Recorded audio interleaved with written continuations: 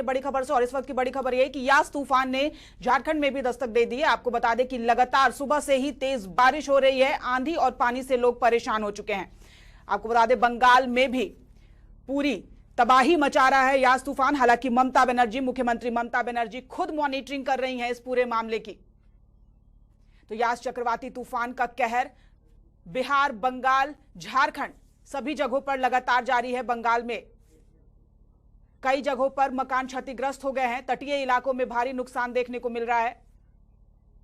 कल ही 11.5 लाख लोगों को उनके ठिकाने पर राहत शिविर जो बनाए गए हैं वहां पर उन्हें पहुंचा दिया गया था। वहीं झारखंड की अगर बात करें तो झारखंड में भी कल से ही मौसम ने करवट ले ली है। तेज आंधी के साथ लगातार बारिश हो रही है। अगर हम रांची की बात करें, जामताड़ा की बात करें, पूर्वी सिंहभूम, सभी जगहों पर सुबह से ही बारिश हो रही है।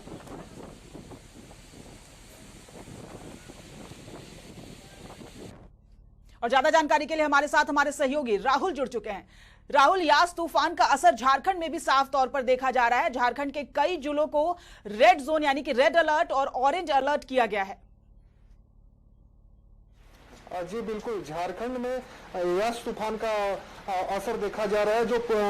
जो राजधानी रांची के बगल में जिले हैं, जो बंगाल से सटे हुए जिले हैं, जैसे पूर्वी सिंहभूम हुआ और जमशेदपुर से भी सटे एरिया में बारिश हो रही है। अगर पूर्वी सिंहभूम कहें तो बागबेड़ा नदी खतरे के निशान से ऊपर बह रही है। वहाँ पे बागबेड़ा के आसपास के जो इलाके हैं वहाँ पे 250 घरों में पानी घुस चुका है। वहाँ पे रेस्क्यू किया जा रहा है। वहीं स्वर्ण रेखा नदी की बात करें तो स्वर्ण रेखा नदी भी खतरे के निशान से 2 मीटर नीचे भी बह रही। लेकिन अगर ऐसे ही बारिश हुई और ऐसा ही मौसम रहा तो स्वर्ण रेखा भी खतरे के निशान से ऊपर जा सकती है। तो ऐसे में हम कुल मिला के कहें कि जो प्रशासन है पूर्व सिंहभूम और जो स्वर्ण रेखा नदी के आसपास के जो गांव है उनके लिए खतरा बढ़ सकता है। प्रशासन को भी और जिम्मेदारियां निभानी पड़ सकती है, क्योंकि जो यास तूफान है बंगाल और में तो जो तबाही मचाया है वो तो ठीक है, लेकिन झारखंड में अब इसका जो असर दिख रहा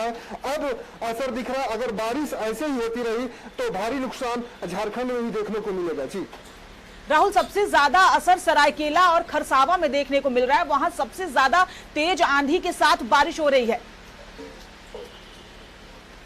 जी बिल्कुल, लगातार जो मौसम विभाग है अलर्ट कर रहा है। हालांकि जितने भी जिलों में इसके असर देखे जा रहे हैं या जिन जिलों को रेड अलर्ट जोन घोषित किया गया है उन जिलों पर लगातार जो अधिकारी हैं, जो यहाँ तक कि मुख्यमंत्री भी कल बैठक किए थे, वो भी लगातार नजर बनाए हुए हैं इस पूरे यास तूफान को देखते हुए। और झारखंड में जो अधिकारी है, जिला प्रशासन हो या जो राजधानी की बात करें तो जो रांची नगर निगम है तो एनडीआरएफ की टीमें हैं, तो 5 एनडीआरएफ की टीमें जो भी झारखंड में प्रभावित जिले हैं वहां पे काम कर रहे हैं। तो ऐसे में अगर हम कहें कि कुल मिला के प्रशासन अलर्ट है, लेकिन जो तूफान है, तूफान का जो रफ्तार है, जो बंगाल से जो दीघा से होते हुए गुजरा बंगाल में, तो उस समय 120 से 130 किलोमीटर प्रति घंटा की रफ्तार से उसकी हवाएं चल रही थी। लेकिन अभी जो मौसम विभाग का कहना कि अभी हवाओं की स्पीड कम नहीं हुई है, वो लगातार तूफान झारखंड और बढ़ रहा है। अब जो झारखंड में जो बंगाल से सटे हुए इलाके हैं उन इलाकों को प्रभावित कर रहा है, जिसका जैसा कि आपने बताया कि जो जामताड़ा है और जो जिले हैं वहां पे तेज तो हवाओं के साथ बारिश हो रही है, तो उसका वही जो परिणाम देखने को मिल रहा है कि जो तूफान अब बंगाल से झारखंड में प्रवेश कर रहा है तो इसका असर अब देखने को मिल रहा है। हालांकि आज 27 से कल 28 एनडीआरएफ की टीम लगातार इन जिलों का दौरा भी कर रही है। वो देख रही है कि जो तटीय यानी कि खासकर बंगाल से जो जिले सटे हुए हैं उन पर पैनी नजर है। और मुख्यमंत्री हेमंत सोरेन भी कह रहे हैं कि उनकी भी नजर इस पर बनी हुई है, क्योंकि सभी की प्राथमिकता यह है कि जान माल का नुकसान नहीं होना चाहिए इस बार। जी बिल्कुल सही आपने कहा कि जो एनडीआरएफ की टीम है लगातार मॉनिटरिंग कर रही है। यही नहीं, जो एनएच है, एनएच पे भी क्यू रिलीफ टीम का गठन किया गया है, और जो कि जमशेदपुर जैसे पूर्वी सिंहभूम बहरागोड़ा में टीमों को लगाया गया कि अगर हाईवेज पे कोई ऐसी घटनाएं, कोई बड़ा पेड़ गिर जाता है, बिजली का पोल गिर जाता है, तो उन्हें तुरंत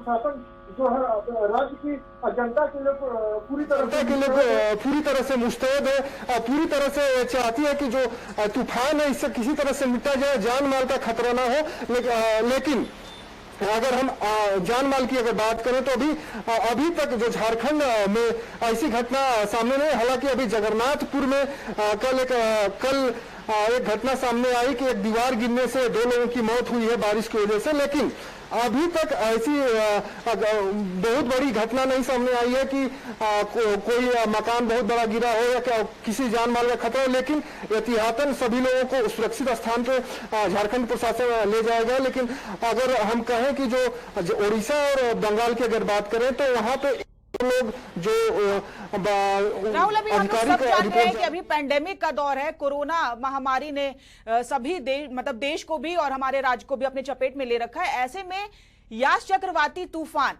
कोरोना मरीजों के लिए भी काल बन के आया है। जी बिल्कुल सही आपने कहा कि कोरोना मरीजों के इलाज में तो दिक्कतें होंगी, क्योंकि अगर कोई घर में बीमार है या कोरोना से पॉजिटिव होकर पड़ा हुआ तो उनको हॉस्पिटल ले जाने में काफ़ी कठिनाइयां होंगी। लेकिन राज्य सरकार ने जो बिजली विभाग है, जो हॉस्पिटलों की लाइट सप्लाई करने की जिम्मेदारी बिजली विभाग को दी गई, उसमें कहा गया है, राज्य सरकार ने अल्टीमेटम जारी किया कि किसी भी हालत में अस्पतालों की आपूर्ति बाधित नहीं होनी चाहिए।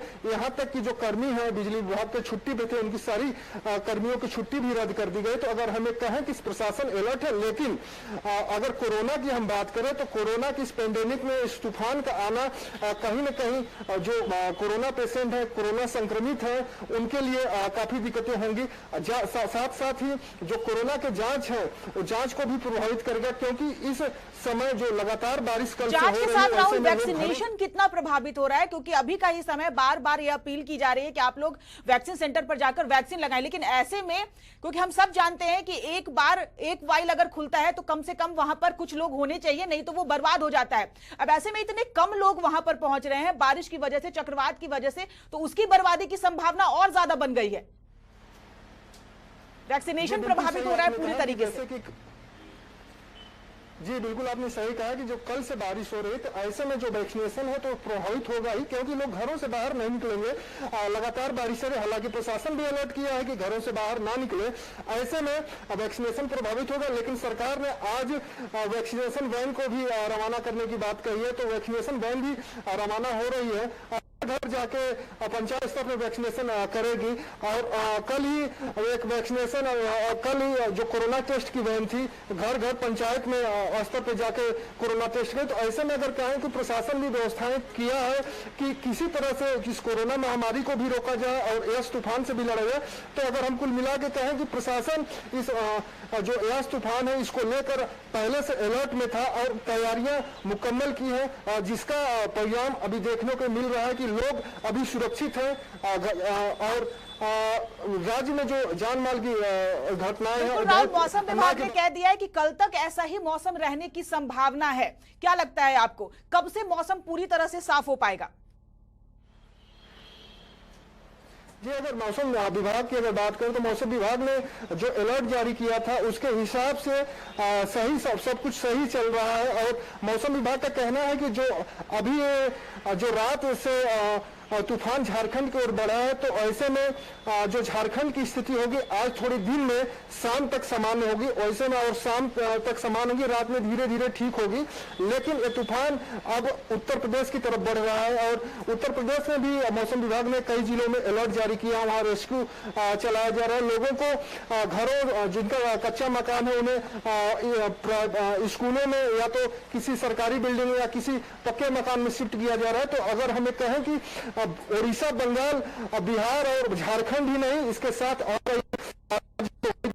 और मौसम विभाग लगातार अलर्ट कर रहा है। हालांकि जो मौसम विभाग ने आज कहा है, अलर्ट किया है कि शाम तक स्थिति थोड़ी सामान्य होगी और कल तक ठीक होगी। तो ऐसा देखने को भी मिल रहा है। आप जैसा कि अभी देख सकते हैं कि जो मौसम कल का था और आज के मौसम में थोड़ा सा अंतर आपको दिखेगा। कल मौसम पूरी तरह से धुंधला था, बारिश भी हो रही थी, हवाएं भी चल रही थी, लेकिन अभी राजधानी में जो बारिश का सिलसिला, बारिश तो हो रही है लेकिन जो मौसम धुंधला था वो मौसम थोड़ा सा साफ हुआ है, हवाएं थोड़ी कम हुई है। तो ऐसे में हम कहें कि हो सकता है कि शाम तक थोड़ा मौसम सामान्य है। और अम्फान तूफान आया था तो उसने काफी क्षति पहुंचाई थी। अगर हम बात करें भुवनेश्वर वगैरह में काफी क्षति हुई थी, उड़ीसा के तटीय इलाकों में काफी नुकसान हुआ था। तो उससे सबक लेते हुए इस बार जिस तरह की तैयारियां की गई हैं, क्या वो यास तूफान को रोकने के लिए काफी हैं?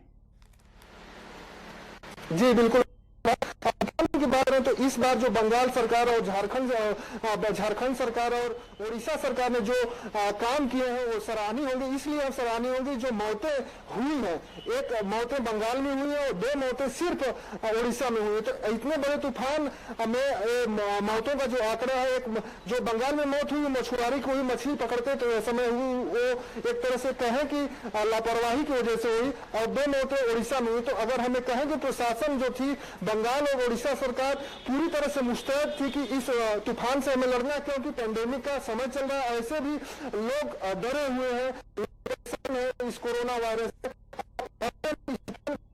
कहीं न कहीं लोगों में और खौफ पैदा करता है। इसको लेकर सरकार पूरी अलर्ट थी और अलर्ट का ही नतीजा रहा है कि जान माल का जो खतरा था वो दोनों राज्यों में कम देखने को मिला। बिल्कुल राहुल, चलिए हमसे जुड़ने के लिए आपका बहुत बहुत धन्यवाद। आप लगातार इस खबर पर अपनी नजर जो है वो बनाए रखें। तो यास तूफान ने झारखंड में भी दस्तक दे दी है। लगातार सुबह से ही तेज हवाओं के साथ आंधी और पानी और लगातार बारिश हो रही है।